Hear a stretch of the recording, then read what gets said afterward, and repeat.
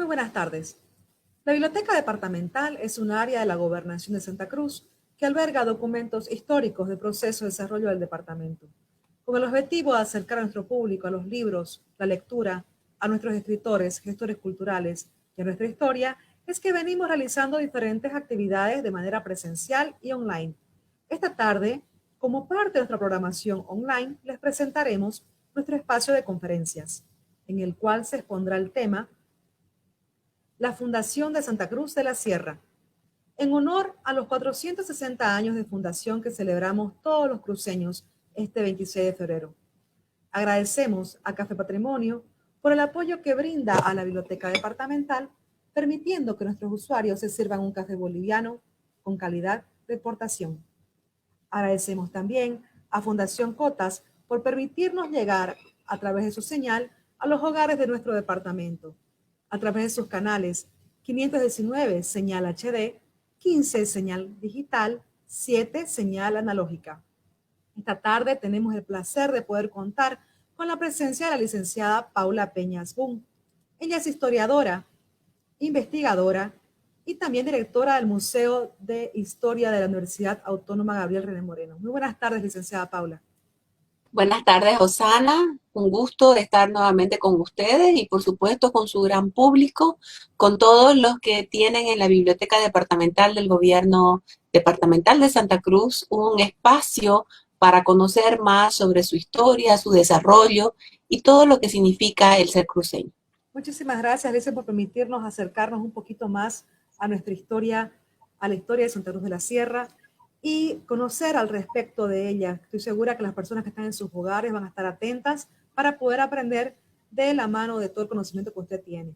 La dejamos para que usted pueda realizar la exposición en pantalla. Muchas gracias, Alicia.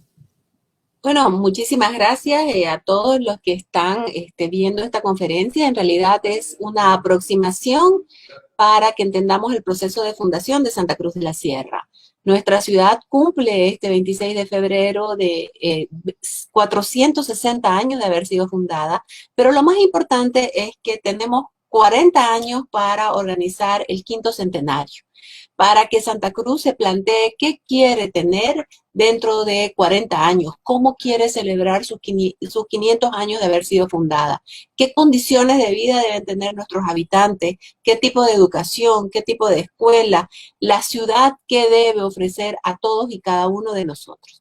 Entonces, vamos a ver qué fue lo que motivó a ese grupo de conquistadores que permitieron o lograron fundar nuestra ciudad un 26 de febrero de 1561. Voy a ir con la presentación, por favor. Muy bien. Entonces, vamos a ir. Y esta presentación se llama Los metales y la fundación de Santa Cruz de la Sierra, porque vamos a ver cómo este deseo de encontrar metales preciosos, esos mitos del Dorado, del Gran Paitití, del Gran Mojos, estaban desarrollados entre todo este grupo de conquistadores, pero también entre la población indígena, porque tanto los indígenas como los conquistadores querían encontrar los fabulosos reinos del metal para abastecerse del metal. No solamente los conquistadores querían metal, sino también los indígenas. Entonces, vamos con la presentación. Primero, para que nos quede claro, después de que Colón descubrió América en 1492, y se dan cuenta próximamente, después de que Américo Vespucio dice que no es ni la India ni la China, sino un nuevo continente, los conquistadores van a seguir buscando un paso interoceánico. En realidad, al rey de España lo que le interesaba era llegar a las Islas Molucas, llegar a la China, llegar a la India. América estaba pues interpuesta en este camino y había que buscar un paso interoceánico. Se lo hacía desde América Central, pero también se lo buscaba hacer desde América del Sur y también desde América del Norte. En esa búsqueda del paso interoceánico, en 1500, Pedro Álvarez del Cabral descubre Brasil, pero esto va a pasar a ser posesión de Portugal. Sin embargo, vamos a tener a un navegante, a Juan Díaz de Solís, quien en 1515, en busca del paso interoceánico, vamos a verlo mejor ahora en el mapa, descubre lo que hoy conocemos como Río de la Plata, ese estuario en el que se une el Río de la Plata con el Océano Atlántico. Juan Díaz de Solís fue muerto por los indígenas en este descubrimiento, pero muchos de sus náufragos quedaron en la zona de lo que hoy es Uruguay y el sur de Brasil. Entonces, una vez descubierto este río de la Plata, que inicialmente se llamó Mar de Solís, los españoles van a seguir buscando el canal interoceánico. ¿Quién descubre el canal interoceánico? Va a ser Hernando de Magallanes, quien en 1520 descubre ese estrecho que lleva su nombre y que une al Océano Pacífico con el Océano Atlántico. Gracias al viaje de Hernando de Magallanes y Sebastián Elcano, los españoles van a poder llegar a las famosas Islas Molucas, a la China, a la India, al Zipango o al Japón. Y una vez pues ya descubierto el canal interoceánico, va a empezar otro proceso que nosotros conocemos como el proceso de conquista. Hasta ahora es el proceso de descubrimiento. En el caso del Río de la Plata, como hemos dicho, Juan Díaz de Solís había entrado en 1515, pero quedaron varios náufragos de su expedición. Uno de esos náufragos es Alejo García. Este Alejo García había escuchado de los indios de la zona del Río de la Plata, de la zona del sur de lo que hoy es Brasil, de Uruguay, la existencia de un reino rico en metales, ¿no? Por lo tanto, Alejo García cruza el continente y va a llegar hasta las inmediaciones de lo que ahora es la ciudad de Sucre, ¿no? En Bolivia, y ahí va a obtener los primeros objetos de plata. Estos objetos de plata van a venir de vuelta con Alejo García hacia la costa atlántica, pero en su vuelta en el río Paraguay va a ser asesinado por los indios del río Paraguay, que también querían las riquezas del metal. Entonces, quiero que quede claro que la búsqueda del metal no es solamente algo de los españoles, sino también de los indígenas. Entonces, Alejo García y todo las riquezas de metal que traía van a quedar en manos de los indígenas que lo mataron. Un año después del viaje de Alejo García, Sebastián Gaboto, que era un marino a las órdenes de la corona española, ingresa por el Río de la Plata, por ese Mar de Solís, sube más o menos río arriba hasta llegar a la confluencia con el río Bermejo. En ese viaje, Sebastián Gaboto obtiene objetos de plata. Y estos objetos de plata se los lleva al rey de España. En realidad, los primeros objetos de plata que el rey Carlos V obtiene de América del Sur van a ser los que le lleva Sebastián Gaboto, porque simplemente para recordarle, los otros objetos que va a obtener va a ser en 1534 de parte de Francisco Pizarro. Por lo tanto, los primeros objetos entonces de plata, por eso es que se llama el Río de la Plata, obtiene el rey de esta expedición de Sebastián Gaboto. Aquí tenemos un mapa para que ustedes puedan darse cuenta de lo que hablo del paso interoceánico, ¿no? Nosotros tenemos ahí cómo los españoles están buscando el paso interoceánico, lo buscaban aquí por lo que ahora es Panamá, ¿no? Lo buscaban, hacían sus expediciones a lo largo de la costa sudamericana, y es en ese momento que ellos descubren el Río de la Plata, y ya va a ser Sebastián Gaboto quien en 1520 encuentre el famoso Estrecho de Magallanes, ¿no? Y con ya el descubrimiento de Magallanes y Sebastián Elcano en esta primera vuelta al mundo, los españoles se van a concentrar entonces ahora en el proceso de conquista y descubrimiento del interior del continente. Como les decía, Sebastián Gaboto en 1526 ingresó por el Río de la Plata y más o menos llega hasta esta zona.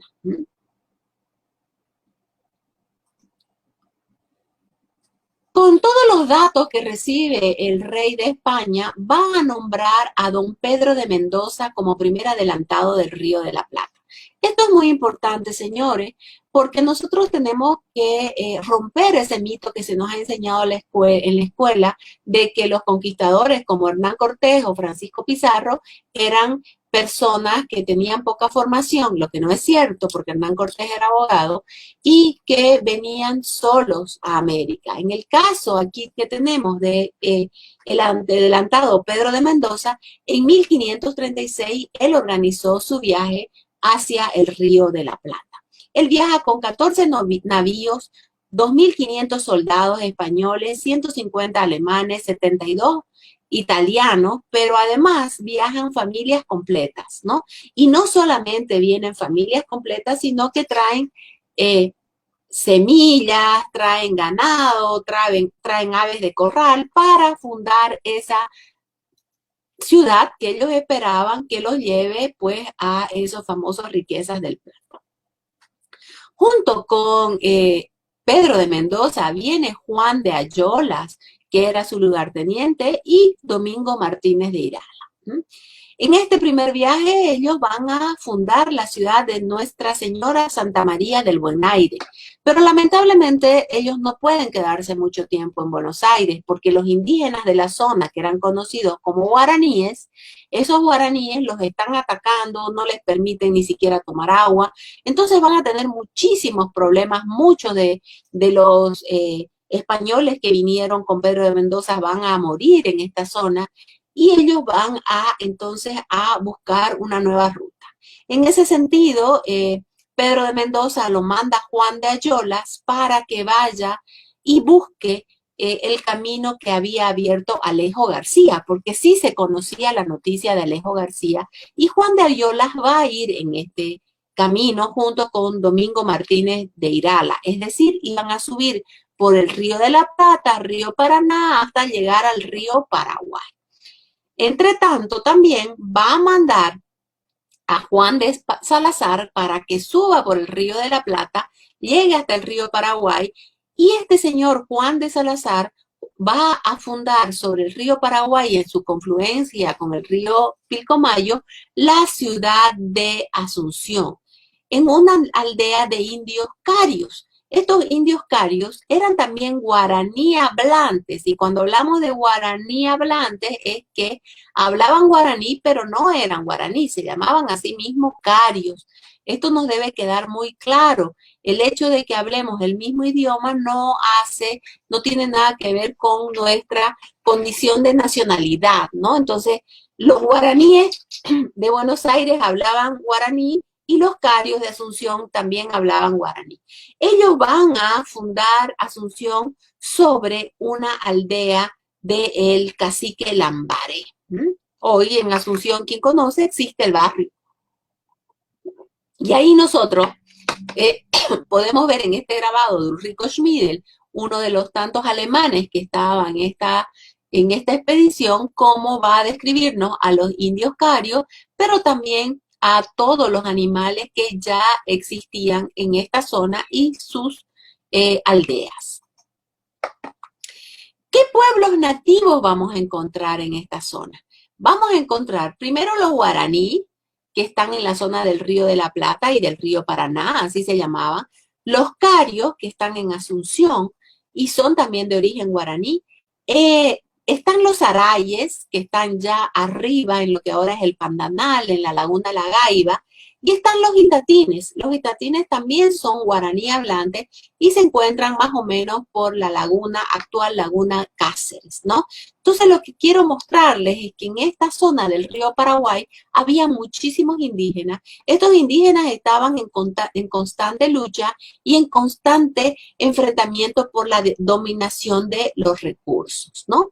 Sin embargo, estos indígenas habían construido un camino que los llevaba hasta donde estaban los señores del metal, que hoy lo conocemos con el nombre de Peabirú, pero ya en el siglo XVI nos hablan de la existencia del Peabillú, ¿no? Otros hablan Peabirú, otros hablan del Peabillú, ¿no? Otros hablan del camino de ida y vuelta, y por último tenemos también el camino del Peabirú en Chiquitos. Aquí tenemos un mapa de esos caminos principales del Peabirú, ¿no? Los caminos que iban a llegar a la zona del metal.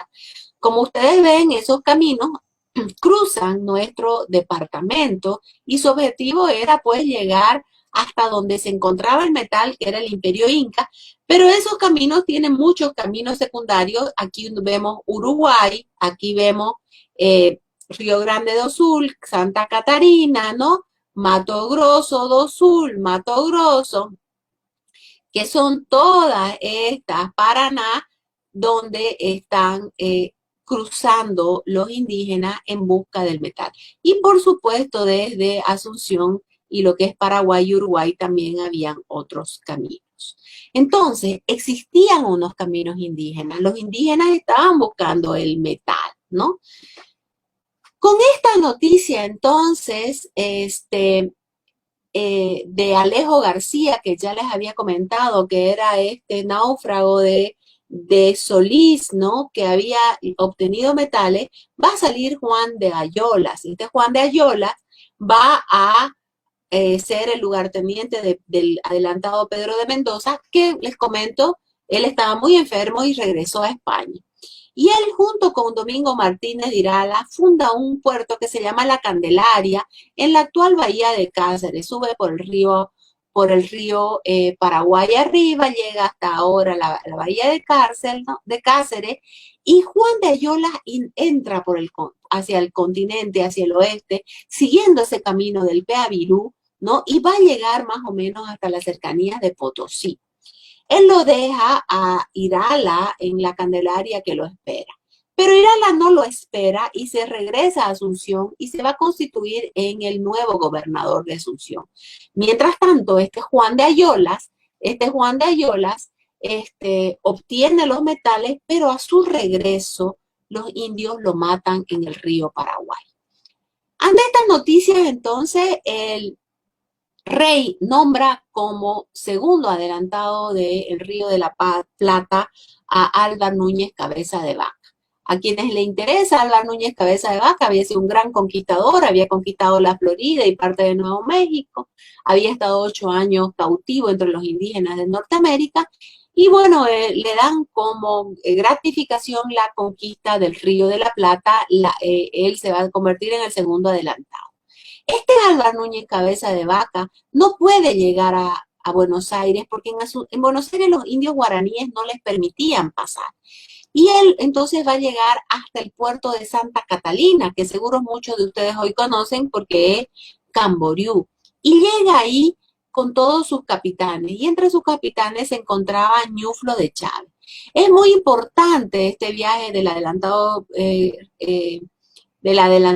Cabeza de Vaca, porque ellos vienen caminando desde Santa Catarina, siguiendo esos caminos del Peavirú, van conociendo a los pueblos indígenas, ¿no? Van conociendo cómo era todo ese entramado de poder que existía entre los pueblos indígenas, y bueno, van a llegar hasta Asunción. Va a ser Álvar Núñez Cabeza de Vaca quien descubre las cataratas del Iguazú, ¿no? Esas cataratas que todos hoy conocen en su camino hacia Asunción. Y Ñuflo de Chávez va a ser uno de sus principales capitanes, que incluso él lo va a mandar en una parte por río para que lleve a todos los hombres enfermos, ¿no?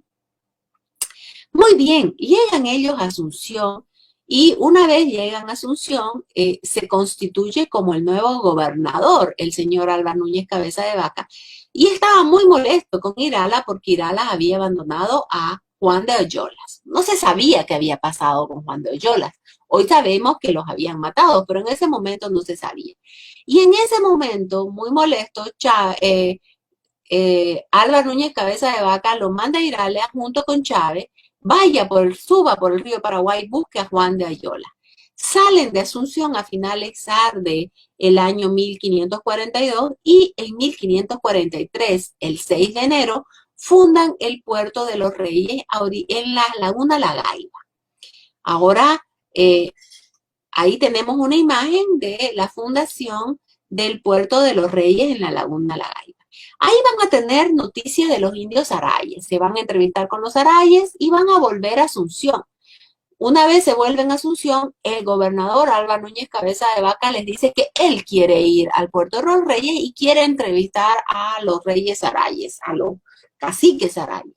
Y efectivamente así lo hacen, viajan nuevamente, ahí él entrevista Álvar Núñez Cabeza de Vaca era un hombre muy exigente, le exigía a todos sus capitanes hacer informes.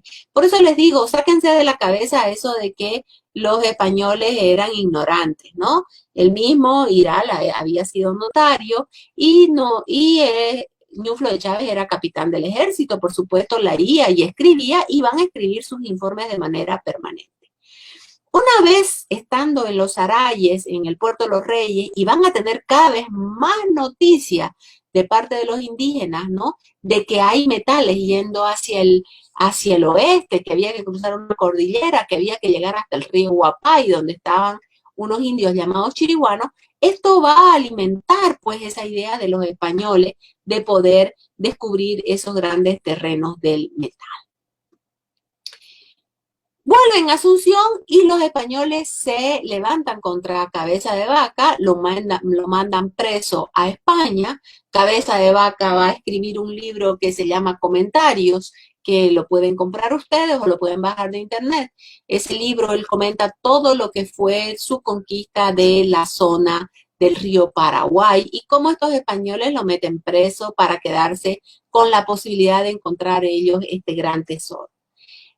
Irala queda como gobernador del río Paraguay y en 1548, acompañado por Chávez y por supuesto por un sinnúmero de españoles e indígenas, entre ellos ese cronista Ulrico Schmidl, el alemán que les mostré la lámina, y va a ir él tomando los apuntes y dibujando, ¿no? Ellos suben por el río arriba, ¿no? Río Paraguay arriba, van a llegar hasta lo que es el río Huapay, donde nos encontramos nosotros en la actualidad. Por esta zona van a llegar.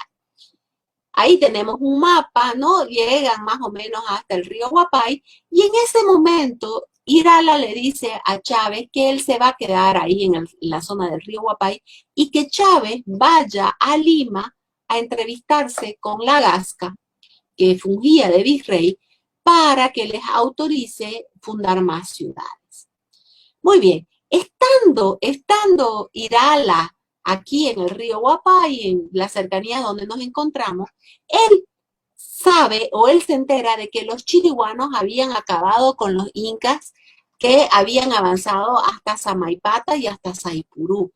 Habían muerto a Huacané, que era el que dominaba Samaipata, y ya Samaipata era dominio de los chiriguanos. Esto es importante, toda la zona actual del Valle Grande, los únicos amos y señores eran los chiriguanos. Y también se habían enterado que en Saipurú, donde los indígenas del Imperio Inca sacaban metales, habían tomado preso a Condori, que era el representante del Inca, y que Irala lo llega a conocer, porque este representante del Inca estaba preso de los chiriguanos, él y sus mujeres, ¿no? Irala pues quería saber dónde se encontraba la famosa Sierra del Plata. Por eso, si ustedes muchas veces han escuchado hablar del Candire, el Candire es una guaranización, como los indios guaraníes decían, por Condori, porque ahí se encontraba algo de plata. Pero bueno, Irala decide volver a Asunción, mientras tanto Ñuflo de Chávez se va a Lima, se entrevista con el virrey. En su viaje de Ñuflo de Chávez entre el Huapay y Lima, va a pasar por Potosí, él se va a enterar que Potosí es el cerro rico del que hablaban los indígenas, y ya se entera que lo han descubierto los españoles del Perú, ¿no? Y bueno, cuando llega a Lima, se entrevista con la Gasca le dice, regrese a Asunción, por favor, no salgan de Asunción, hay muchos problemas en Perú, más bien voy a nombrar a un nuevo gobernador que lo nombre y va a morir posteriormente, ¿no? Y Ñuflo de Chávez se regresa a Asunción y llega más o menos en 1500, a finales de 1549, principios de 1550. ¿Qué es lo importante? Lo importante es que una vez él llega a Asunción, él se da cuenta que ya no puede seguir hablando de la Sierra del Plata. Como él ya había estado en Potosí, ya no iba a ser posible hablar de la Sierra del Plata. Ahora él va a comenzar a hablar de otro mito, el Dorado, el Gran Paitití, el Gran Mojo. Ya no buscaban encontrar la Sierra del Plata, sino encontrar una gran laguna que tenga en el centro una isla donde vivía un rey blanco, ¿no? Donde había mucho oro, con muchos metales, ¿no? Y además habían pues grandes lugares para poder sembrar y producir alimentos. Con estas noticias, entre 1550 y 1558, Chávez está organizando este viaje. A pesar de ello, Chávez está viajando muchísimo, porque es importante rescatar, Ñuflo de Chávez fue un hombre que realizó un sinnúmero de viajes. Él era un hombre que tenía una capacidad extraordinaria de negociar con los indígenas. Él sabía hacer alianzas, ¿no? La conquista, digamos, fue una conquista de tipo horizontal, porque él negociaba de manera permanente su estancia en estos lugares, ¿no? Y tenía buena relación con la mayor parte de los indígenas. Esta es una característica importantísima de Ñuflo de Chávez. Es bueno simplemente para contarles algo de su vida. En 1550 él se casa con Elvira de Mendoza, ¿no? Va a formar su familia en Asunción, pero él está obsesionado con encontrar ese famoso El Dorado, Gran Mojo y Gran Paititi.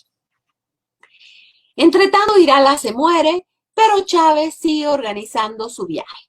En 1558, entonces, en febrero de 1558, sale de Asunción y sube río arriba hasta los Arayes. Es una expedición muy importante, es financiada fundamentalmente por Chávez, porque es bueno aquí destacar que ustedes sepan que las expediciones las financiaban los propios conquistadores. Entonces, Ñuflo de Chávez va a financiar su expedición junto con Hernando de Salazar. Sale su expedición de Asunción con 150 españoles, 1500 indígenas amigos, ¿no? Y van en dos partes. Un grupo va por agua, es decir, sube por el río Paraguay, otro grupo va a caballo, a pie, ¿no? Y van a subir el río Paraguay hasta que llegue más o menos a la laguna de Cáceres, y de ahí van a seguir todos ya en canoa, incluyendo en canoas y bergantines. Las canoas son de los indígenas, hasta los Arayes. Llegan efectivamente a los Arayes en julio de 1558. Y allí van a tener entrevistas con los caciques. Y todos los caciques le están diciendo que hay dos posibilidades de encontrar el famoso Reino Rico. La primera posibilidad, le dice, cruce el territorio, llegue hasta la cordillera, hasta las tierras de Candire, hasta el río Guapay, y de ahí va a tener que cruzar una cordillera que allá se encuentran los señores del metal. Ñuflo sabe que se está refiriendo a lo que fue el Imperio Inca. Pero hay una segunda posibilidad, cruce a los indios que llaman chiquitos, Tapuy Muri, así le llamaban. No es porque fueran chiquitos, pero era como le llamaban los guaraníes. Va a llegar hasta donde están los indios timbúes. Timbúes significan que usan un aro entre los dos orificios de la nariz. No es el nombre de ninguna nación indígena, es simplemente hacer referencia al aro que usan, y hasta que lleguen a los mojos, que ahí están los otros señores del metal, señores muy chicos del metal. Bueno, en ese sentido, Chávez, que tenía como obligación fundar una ciudad en los Arayes, no la funda, y va a cruzar hacia los chiquitos. Pero Chávez va a tener problemas con los chiquitos. Los chiquitos usaban hierba, los indios que llamaban chiquitos, y era una hierba mortal que en 48 horas mataba gente. Tuvieron muchas pérdidas, y Chávez entonces llega más o menos hasta donde está ahora la ciudad de San Ramón.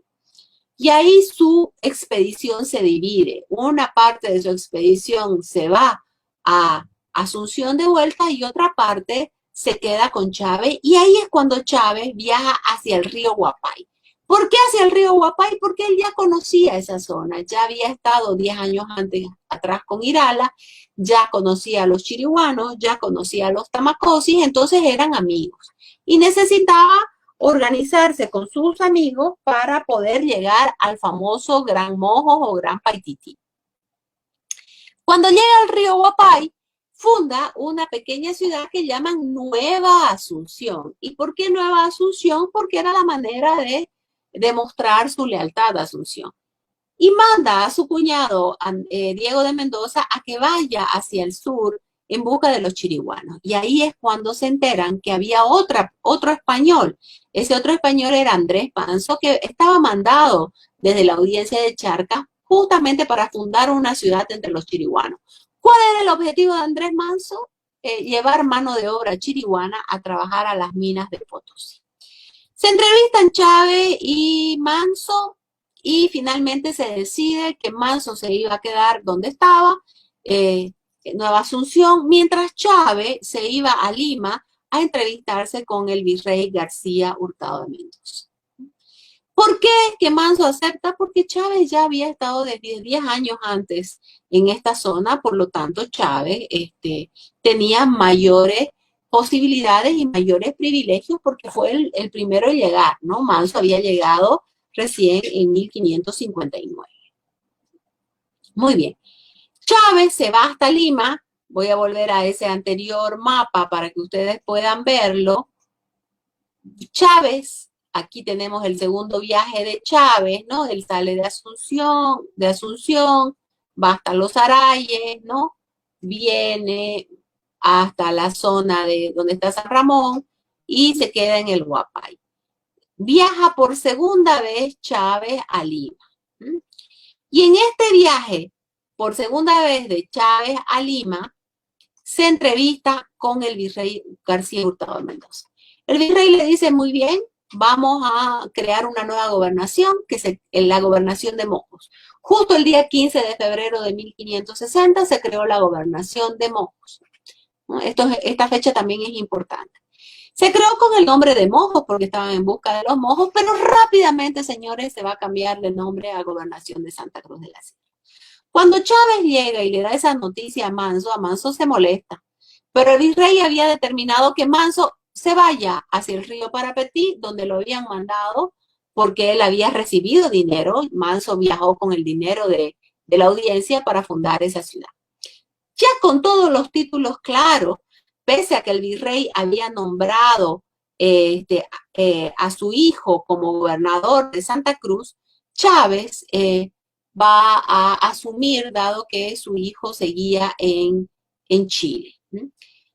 Chávez regresa, más o menos en esta zona era donde estaba Nueva Asunción, y Chávez se regresa ahí y le cambia de nombre a La Barranca. Deja en La Barranca a 30 hombres y les manda a hacer expediciones para encontrar el famoso Dorado o Gran Paitití o Gran Mojo.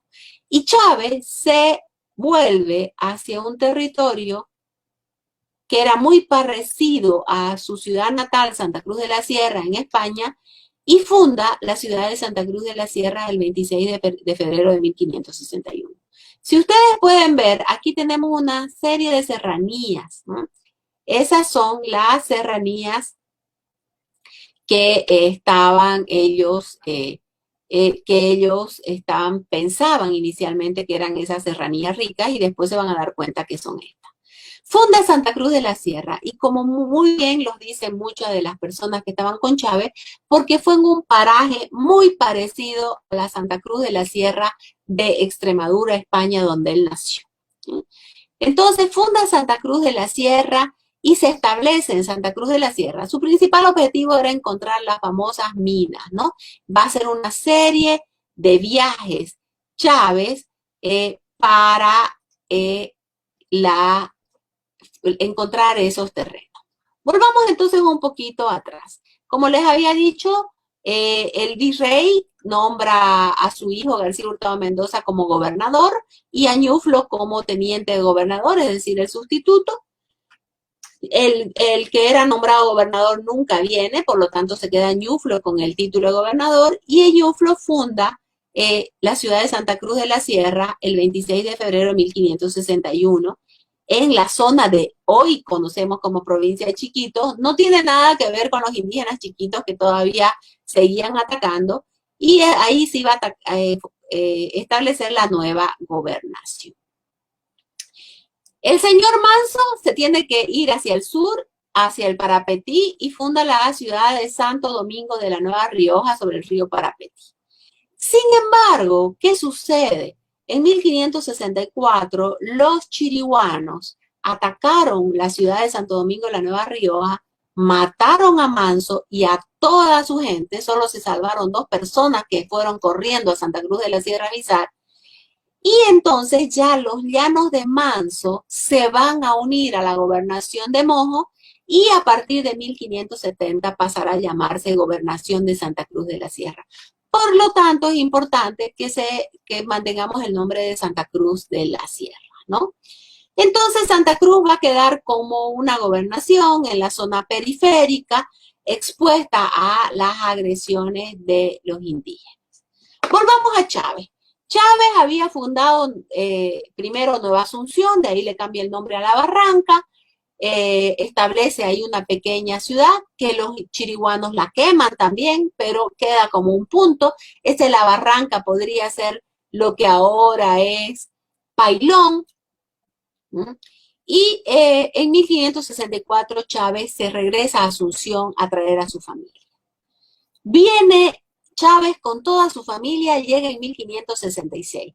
Pero es muy importante esto porque Chávez no solamente viene con su esposa, sus hijos, sus cuñados, sino que junto con Chávez viene muchísima gente de Asunción esperando encontrar el famoso dorado Gran Paititi.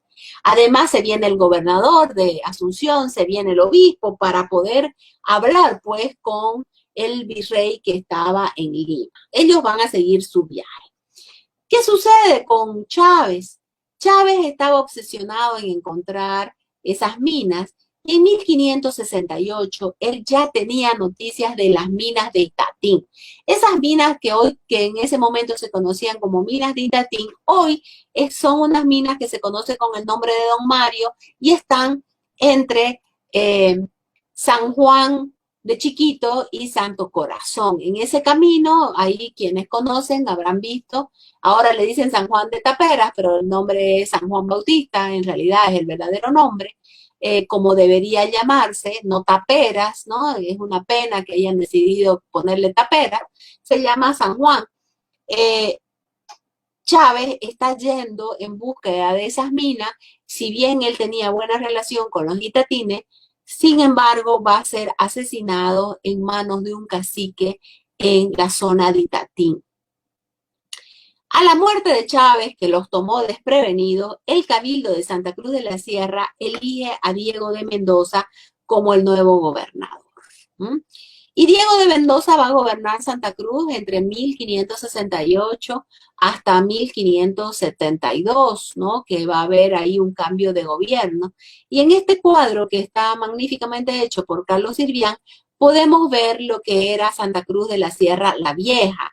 Los que ven estos programas han escuchado ya la conferencia de Danilo sobre los descubrimientos arqueológicos. Santa Cruz de la Sierra la Vieja, ahí tenemos una imagen que nos refleja la iglesia, la casa de gobierno, las casas de los cruceños y cómo Santa Cruz desde su fundación se va a convertir en una sociedad mestiza, porque va a haber un mestizaje casi inmediato y un mestizaje no solo en términos biológicos, sino culturales, ¿no? Los cruceños van a conocer de los indígenas, ahí tenemos las tutumas, los indígenas producían algodón, ¿no? ¿Y qué van a traer los cruceños desde Asunción? ¿O qué van a traer los conquistadores? Van a traer los plátanos, el ganado vacuno, el ganado porcino, el ganado caballar, ¿no? Los cítricos, ahí tenemos la caña de azúcar, el arroz. Por su lado, los indígenas van a tener también su conocimiento, la yuca, el zapallo, el tabaco, los porotos, ¿no? El maní que se producía en esta zona, y nuestra cultura va a ser pues una fusión, ¿no? Las ambaivas que van, el pitón, el tarumá y todas esas frutas propias de nuestra región, el achachairú, el ocoró, el coquino, ¿no? Todas esas frutas, el guabirá, aguaí y tantas otras que los españoles van a conocer de parte de los indígenas y los indígenas van a conocer también de parte de los españoles. Los españoles, como dijimos, traen también la fragua para producir hierro y eso es importantísimo. También traen el ganado vacunos, sobre todo los bueyes que van a servir para tirar los carretones, y por supuesto va a haber una simbiosis de todas las culturas, tanto de los españoles que llegaron, de los criollos que vinieron de Asunción, de los mestizos que llegaron de Asunción, y muchos también que llegaron de la otra zona del Perú, más los diferentes pueblos indígenas que habitaban este territorio. Por lo tanto, el castellano se va a convertir en la lengua franca, los españoles todos van a hablar castellano. ¿Por qué? Porque era la única manera que podía entenderse un chiriguano con un chiquitano hablando la lengua castellana. Sin embargo, esto no va a significar que no haya problemas. En 1571, el virrey lo nombró como gobernador de Santa Cruz a Juan Pérez de Zurita, ¿no? Y esto va a generar un conflicto entre Juan Pérez de Zurita y Diego de Mendoza. Este conflicto, que podemos hablar en una próxima conferencia, va a terminar con la muerte de Diego de Mendoza en Potosí y Diego Gómez, Diego el gobernador de Santa Cruz de la Sierra y Diego Gómez el alcalde, que van a enfrentar a Pérez de Zurita. Y el gobernador Pérez, el virrey Pérez de Zurita, no contento con haber mandado matar, cortándole la cabeza a Diego de Mendoza, lo vuelve a mandar a Pérez de Zurita como gobernador. Y esto va a causar mucho malestar entre los cruceños. A los cruceños les va a molestar mucho esa actitud del virrey Toledo. Sin embargo, en 1580 va a nombrar a Lorenzo Suárez de Figueroa como nuevo gobernador, y Lorenzo Suárez de Figueroa es un hombre que entiende muy bien a los cruceños. Él también quiere encontrar el Dorado o el Gran Paitití. Va a fundar otra ciudad, la ciudad de San Lorenzo, sobre el río Grande Huapay, otra ciudad, Santiago del Puerto, allá donde es ahora San Ramón. Y aquí vamos a ver algo que es muy importante. Voy a volver a ese mapa para que pueda yo explicarles con mayor cabalidad. Aquí estaba fundada Santa Cruz de la Sierra. Aquí funda Lorenzo Suárez de Figueroa sobre el río Grande Huapay, donde es ahora Pailón, la ciudad de San Lorenzo de la Barranca o la Frontera. A los meses nomás de haberse fundado, la traslada al otro bando del río, donde no sabemos exactamente, porque no se han hecho los estudios arqueológicos como los que se han hecho en Santa Cruz de la Sierra la Vieja, pero es entre lo que hoy día es el Puerto Paila y la ciudad de Cotoca, ¿no? Esta zona se conocía Cotoca, ¿no? Que no significa, que no tiene que ver con la ciudad de Cotoca de hoy. Esta zona se conocía como Cotoca. Y esta ciudad de San Lorenzo en 1595 se vuelve a trasladar, porque esta zona no era buena, a orillas del río Piraí, en un lugar que se conocía como Punta de San Bartolomé, que es donde nos encontramos ahora. Pero ¿qué pasó con Santa Cruz de la Sierra? Santa Cruz de la Sierra, la capital de la gobernación, seguía en Chiquitos, ¿no? En 1595 ya está San Lorenzo sobre el río Piraí, y Santa Cruz de la Sierra la Vieja seguía allá en la zona de Chiquitos, en las cercanías de San José. No en San José, como dicen algunos, sino dentro del municipio de San José, a 3 kilómetros de la ciudad de San José, en Chiquitos. Dada su lejanía, en 1601 parte de los cruceños se trasladan a la zona de Cotoca, y ahí se va a establecer Santa Cruz de la Sierra la Nueva. En 1604 ya se trasladan absolutamente todos, pero lo más importante es que en 1621 el rey manda hacer lo que hoy sería un referéndum, a preguntar a los cruceños qué hacer con las dos ciudades, y todos deciden que las dos ciudades se unan, se fusionen y funden o se establezcan, no funden, una nueva ciudad. Es por eso que acá en este cuadro nos muestra la llegada de los cruceños que estaban en ese momento en Cotoca, que se llamaba Santa Cruz de la Sierra la Nueva, y uniéndose con la ciudad de San Lorenzo, que se encontraba sobre el río Piraí, ¿no? Cerca del arroyo del Pari, ¿no? Cerca de la laguna de Arenal, que ven por aquí, ¿no? Está otra laguna que se encontraba más hacia el este.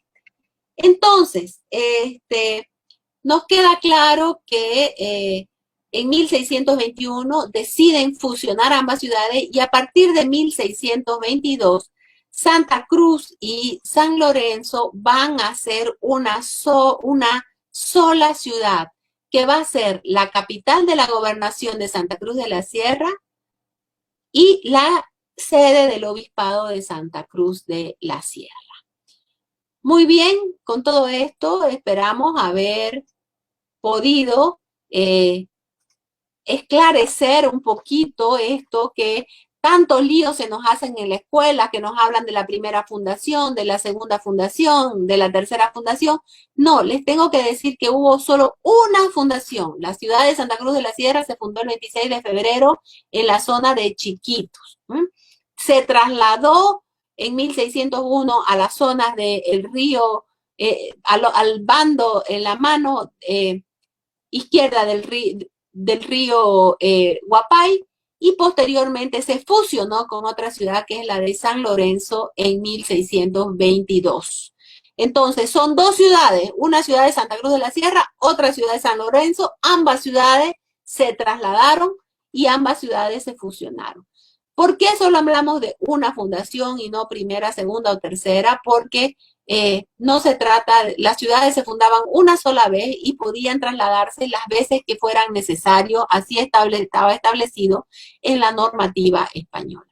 Espero con eso que quede claro. Ya como han dicho, las preguntas las pueden hacer llegar a este lugar y el próximo viernes vamos a estar esclareciendo todas las preguntas para profesores, para estudiantes, ¿no? Y podemos hacer otras presentaciones en función a lo que ustedes nos están preguntando. Gracias, Osana.